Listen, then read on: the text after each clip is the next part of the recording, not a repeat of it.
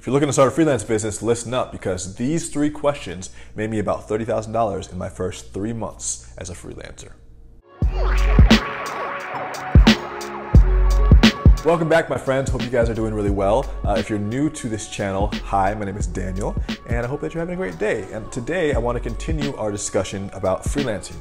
For the past couple days this week, I've been talking about freelancing and why I think it's a really important step into the journey to entrepreneurship. And there are very few true gateway drugs to entrepreneurship, because really when it comes down to it, entrepreneurship can't really be learned. It has to be experienced. And freelancing is one of those tools to get yourself in there, get a little bit dirty, start working with clients, start making money, and scaling up your businesses. So here's what I want to talk to you guys about today. And it's about the right types of questions to ask yourself when you're looking to start your first freelance business. And the reason why these questions are important is because if you can ask yourself the right questions before you get started, you can validate your idea first. And that way you'll know that whatever you're going to start is going to work. And these 3 questions are the same questions I asked myself before I started my first freelance business, which was SAT, ACT test prep tutoring. And I was doing this in Atlanta about 6 or 7 years ago when I was working in a restaurant, and I was just so overwhelmed with working at the restaurant. I didn't want to be there, and I wanted to find a place where I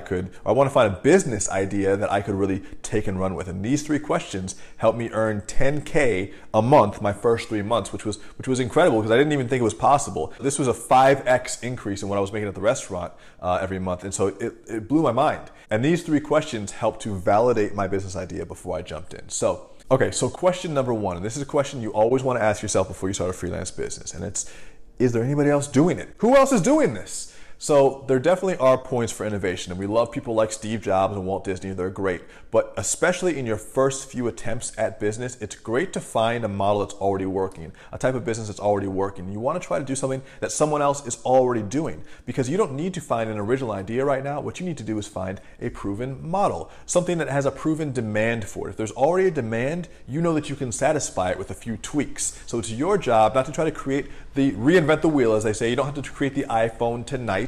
What you have to do is you have to find something that's already being done. So look around you in your community, look online in the places that you frequent, just look around your life and see what services and ideas are being offered, and then realize that those are also things you can do with enough skill and enough time at that craft. Okay, so let's say you answered yes to question 1. There are other people doing your idea, and that's a good thing, because you know now there's a demand and there's a market for what it is that you have to offer, okay? So now you have to ask, are those people making money? Okay, this is really important, because sometimes, have you ever driven down the street and seen a shop like a shoe repair shop or a 24-hour film development shop, and you're like, how are those places making money? Yeah, that business is open, but how are they making money? I don't see any customers there. I see no clients. Well, we want to avoid that in your situation. So yes, there might be a proven model for it, and maybe there's a small demand, but we want to make sure the demand is big enough and they're making money. One of my favorite places to look for this information are places like Yelp, on forums, on Craigslist, on Amazon. Wherever there are customers interacting with the business that it is that you want to try to emulate, you can call them on the phone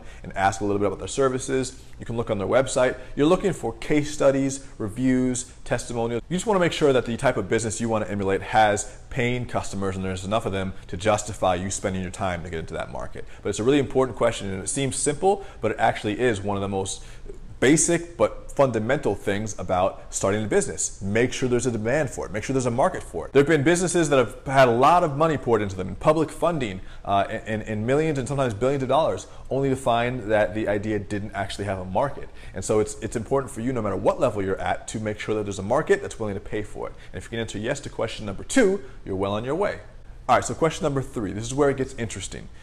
If you've answered yes to question number 1, there are other people doing what you'd like to do, and yes to question number 2, they are making money, or they appear to be making money and have customers. Now you have to ask yourself a third question, and that's, how can you do it differently or better? And this is something that is going to make the difference between you being successful and you really not being successful. You have to find a way to differentiate yourself, to make yourself stand out for a specific reason, or why someone would want to choose your service over another. What could those reasons be? It could be because you have a better price. It could be because you have a better selection or variety of services. It could be because you have better customer service. Maybe your competitors typically take 48 hours to respond and you respond in 12.